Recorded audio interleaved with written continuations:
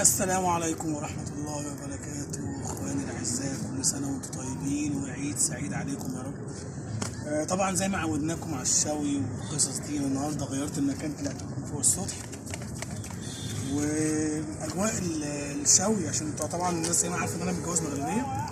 احنا بنشوي فوق السطح، يعني بنطلع فوق السطح وبنطلع نقطع ونعمل ونسيخ زي ما احنا شايفين كده، ونحط على الشوي.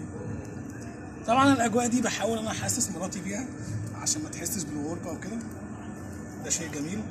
وتقريبا هي اللحمه برضو بتتحرق مني، يعني ما اعرفش ليه، بس يعني مش مشكله، بس بتتاكل في الاخر يعني.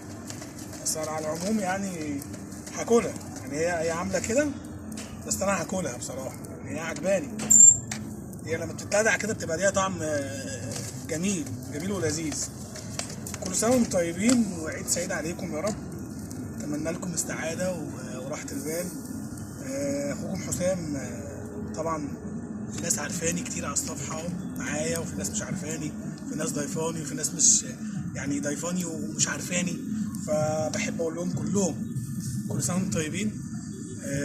تعرفني او ما تعرفنيش، كل سنه وانت طيب، عيد سعيد عليك. العيد الجاي تكون في احسن من العيد دوت، كلنا نكونوا في احسن الاجواء. بتمنى من الله عز وجل يزيل الهم والكرب اللي عندنا، كلنا نبقى على جبل عرفات وناكلوا شوي برضه في السعوديه برضه. السلام عليكم ورحمه الله وبركاته.